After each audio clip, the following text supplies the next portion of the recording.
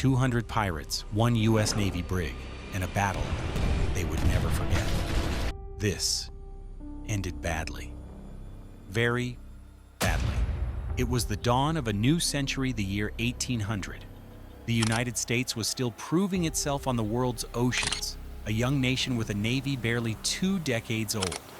But already, American ships were sailing into dangerous waters where storms and pirates made every voyage a gamble. Nowhere was this more true than in the Caribbean, especially near the island of Haiti. Political upheaval and chaos had left its coasts swarming with raiders. These weren't the romantic pirates of novels, they were hardened men in fast, shallow craft, ruthless and desperate. American merchant ships became tempting prey. Cargoes of sugar, rum, and manufactured goods promised wealth to whoever could seize them. For U.S. captains, every horizon was a question. Would they see sails, or would they see predators coming for blood? To answer that threat, the Navy dispatched a small but determined warship, the brig Experiment. Experiment was no giant of the seas. She was an 85-foot brig, displacing about 75 tons. With 2 masts and a schooner rig, she was built for speed and maneuverability rather than sheer size. Her armament was modest, 12 4-pounder cannons. To an enemy fleet, that was hardly overwhelming. But in trained hands, even small guns could rip through wooden hulls and send boats sinking fast. She carried about 70 men sailors, officers, and Marines under the command of Lieutenant William Maley. What they lacked in numbers, they made up for in training. The crew drilled constantly, their discipline sharpened by long months at sea. The brig was tasked with escorting convoys of merchantmen through Haitian waters. It was supposed to be a routine job. Watch the horizon, ward off raiders, and keep American trade alive. But one patrol in the spring of 1800 would become anything but routine. Experiment sailed alongside a group of merchant ships, their sails heavy with trade goods bound for American ports. The convoy moved slowly fat targets for the swarms of pirate barges that prowled the coast. Maley and his crew stayed sharp. Marines paced the deck, muskets ready. Cannon crews kept their guns primed, powder dry, and shot close at hand. One sailor later recalled, "We knew they would come sooner or later. The only question was when and how many." To the merchants, the sight of the brig was reassurance. To the pirates watching from shore, it was a challenge. A small Navy ship guarding a convoy, an opportunity too tempting to resist. In Haiti, piracy wasn't just a trade, it was a way of life. With the island fractured by revolution and foreign powers circling, many men turned to raiding as their only path to survival. Barges, long and shallow, could dart through reefs and shallows where bigger ships dared not follow. Each barge carried 20 to 30 men, armed with muskets, pistols, cutlasses, and above all, ferocity. Against a lone brig, their numbers promised overwhelming advantage. On this day, the pirates prepared their boats. They believed the convoy would be easy prey. What they didn't know was that the brig Experiment was waiting for them with steel and discipline. Some pirates even painted their barges with symbols, crude skulls, painted eyes, or colors meant to strike fear into merchant crews. These signs mattered little against warships, but for years, they had been enough to make traders surrender without a fight. Their confidence was absolute. They had beaten countless merchants before, taking ships without firing more than a few shots. But the men in these barges were about to learn the difference between a merchant convoy and a trained Navy crew drilled for war. Just after dawn, lookouts aboard the Experiment spotted movement on the horizon. The shapes were unmistakable. Long barges, oars rising and falling in rhythm, sails catching the early light, 10 in total. Each around 30 feet long, packed with fighters. Together, more than 200 pirates were bearing down on the convoy. Pirates off the starboard bow, The cry rang out across the deck. Lieutenant Maley's response was sharp. "Stand to your guns. Load with grape. Give them a taste of American iron." The convoy braced itself. Against such numbers, most escorts would have been overwhelmed. But Experiment was no ordinary escort. She was a U.S. Navy warship and her crew was ready. The brig swung to meet the threat, her sails straining as she turned broadside. Cannon crews sprang into action, ramming home grape-shot clusters of iron balls that would shred wooden hulls and flesh alike. On deck, Marines fixed bayonets, ready for the possibility of boarding. Powder monkeys darted between guns, hauling charges to the crews. The air grew tense, filled with the creak of rigging and the shouted commands of officers. Every man aboard knew what was coming. A fight not of equals, but of survival. The pirates surged forward, muskets cracking in ragged volleys. Bullets whined overhead, splintering Experiment's rails. The air filled with smoke and shouts. Lieutenant Maley gave the order. "Fire!" Experiment's 12 cannons thundered as one. The broadside tore through the lead barge, splintering wood, smashing oars, hurling men into the sea. Screams rose above the cannon smoke. The pirates pressed harder, undaunted. But the brig's guns were ready to answer again. Volley after volley ripped through the pirate formation. Grape shot shredded sails, hulls cracked apart, bodies tumbled into the waves.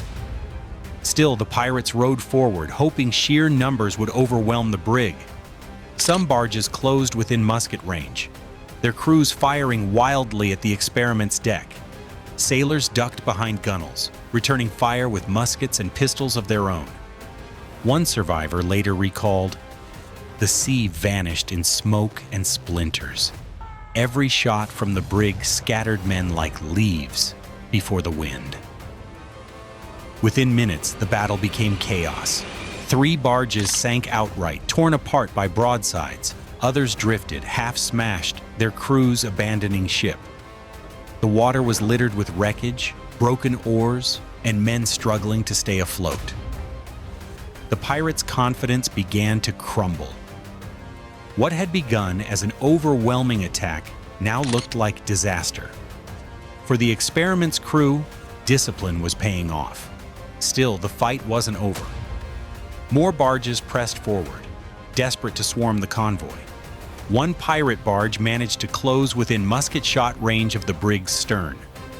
Pirates raised cutlasses and shouted, preparing to grapple and board. But the Marines on deck were ready. Their volley cut down the front ranks, dropping men into the sea before they ever reached the hull. Another blast from a stern cannon ripped the barge apart, ending the threat in seconds. The message was clear. Experiment would not be boarded. The brig's gun crews worked like machines. Load, aim, fire. Smoke poured from her sides, each volley hammering the pirate formation. Another barge splintered, then another. Waves carried bodies and broken timbers toward the shore. The pirates had the numbers, but the brig had training and iron. Maley shouted encouragement over the roar. "Steady, men. Keep firing. They'll break before we do." One sailor later described the rhythm of the guns. It was like a heartbeat, steady and unrelenting. Every time the smoke cleared, another boat was gone. The pirates tried to rally, shouting in defiance, but their voices were drowned beneath the thunder of cannon fire. Against the brig's discipline, their courage meant nothing. At last, the pirates faltered. Barges broke formation, some turning hard for shore. Survivors leapt from sinking craft, swimming desperately. The once mighty swarm had been shattered. Within less than an hour, the attack was broken. The convoy remained intact, not a single merchant ship lost. The brig Experiment floated steady, her crew tired but unscathed. The retreat was chaotic, with pirates abandoning comrades and leaving wounded men behind. Oars thrashed in the water as the survivors scrambled to escape the killing zone. For the men aboard Experiment, it was proof their training had saved them.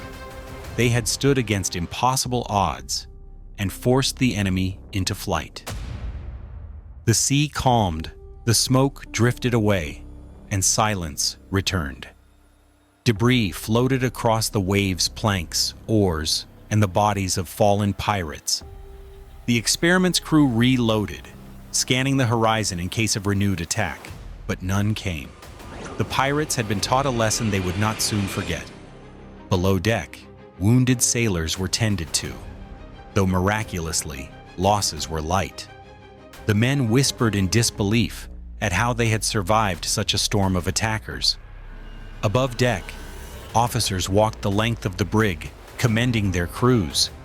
Pride mingled with exhaustion, but the sailors knew they had made history that morning.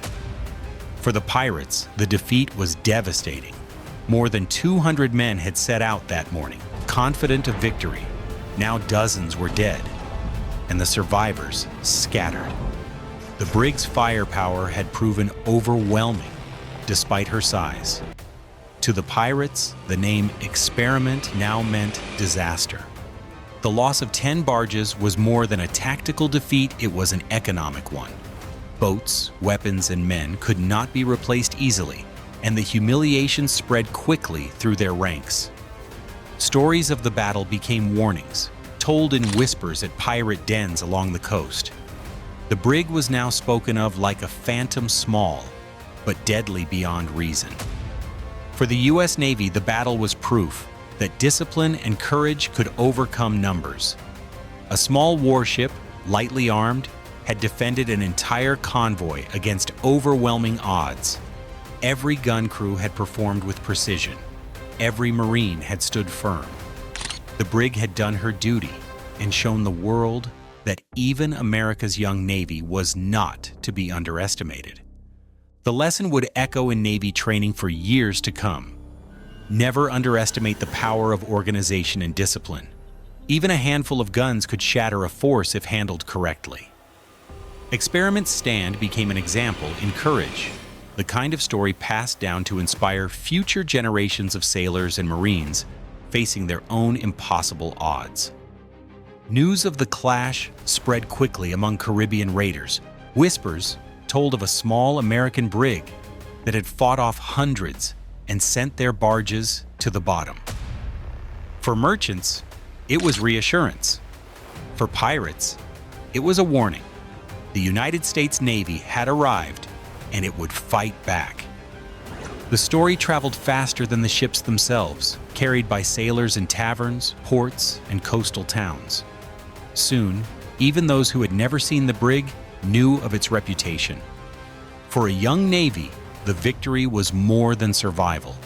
It was a statement the United States would defend its trade, its sailors, and its honor, no matter the odds.